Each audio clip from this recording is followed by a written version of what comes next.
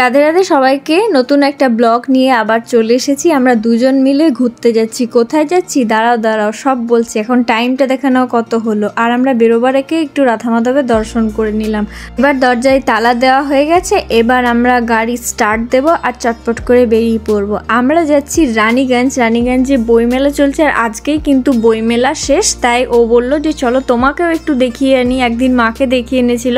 একসাথে যাওয়ার উপায় নেই, কারণ একসাথে তিনজন হবে না। তাই ও বললো যে চলো একটু তোমাকেও ঘুরে নিয়ে আসে। আজকে দেখো অন্য দিনের তুলনায় নাকি বেশ ভিড় হয়েছে। ওই বলছিল আগের দিন নাকি অতটাও ভিড় ছিল না। তো চলো এবার ভেতরে যাওয়া যাক। আর ভেতরে ঢুকতেই দেখি যে অনেকগুলো স্টল কিন্তু পুরোপুরিভাবে ফাঁকা, মানে বই নেই, কিছু কিছু স্টল রয়ে গেছে। তো সেখানের মধ্যে আমার স্কন থেকে যে স্টলটা বসে ওখানেই আমি প্রথমে ঢুকবো, কারণ আমার একটা বই নেবার খুব ইচ্ছা আছে। এবার দেখি সে বইটা আছে কিনা। হ্যাঁ, আমি ঢুকতেই সেই বইটাকে লক্ষ্য করি আর আমি সেই বইটা পেয়েও গেছি।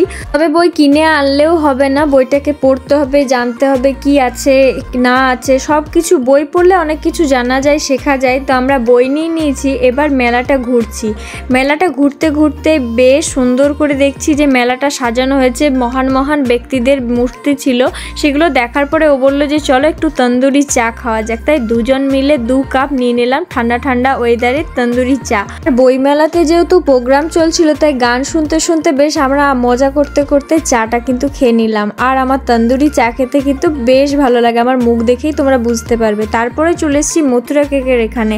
আমাদের মথুরা কেক খেতে ভালো লাগে। তোমাদের কার কার মথুরা কেক খেতে ভালো লাগে অবশ্যই কমেন্ট করে জানিও।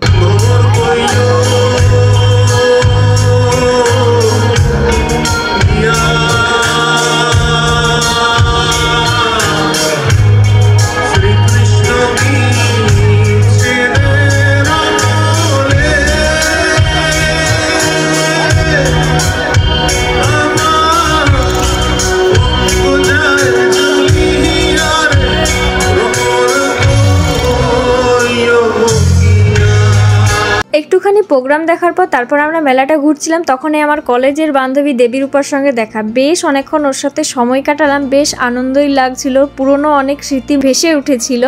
তারপর ও নিজের মতো প্রোগ্রাম দেখতে চলে যায় আর আমরাও মেলা থেকে বেরোবার পথে ও আর একটা বইয়ের দোকানে ঢুকেছিল, বইগুলো একটু পড়ে দেখছিল। তো তারপরে মেলার চারপাশটা ঘুরলাম, নিজেদের মতো করে একটু ফটো তুললাম, সময় কাটালাম, বেশ ভালোই লাগছিল। তবে রাতও বাড়ছিল, তাই ওকে বললাম যে আর দেরি করো না, তো চলো আমাদেরকে তো বাড়ি ফিরতে হবে। ও বললো চলো বাড়ি ফেরার আগে একটু ফুচকা খাওয়া যাক। তাই আমরা বইমেলার থেকে বেরিয়ে চলে এসে আমাদের রানীগঞ্জ গার্লস কলেজের সামনে বেশ অনেকগুলোই ফুচকা স্টল দেয়। তো আমরা এই দাদার কাছে খাই। তাই চটপট করে দুজন মিলে 20 টাকা করে ফুচকা খেয়ে নিলাম। কিন্তু ফুচকা খেলে তার পেট ভরবে না, রাতেও তো খিদে পেয়ে যেতে পারে। সেই জন্য ওকে বললাম যে চলো লিটি চোখা নিয়ে নিই। তাই চটপট করে আমরা লিটি চোখা নেবার জন্য চলে এসেছি। কোথা থেকে লিটি চোখাটা নিয়েছি একটু তোমরা কমেন্ট করে জানিও তো, যারা আসানসোল রানীগঞ্জ থেকে দেখছো বা যারা জানো। তো আমরা লিটি চোখা তো নিয়ে নিয়েছি, এবার বাড়ি ফিরছি। ভিডিওটা এখানে শেষ করছি। ভিডিওটা ভালো লাগলে লাইক করে দিও।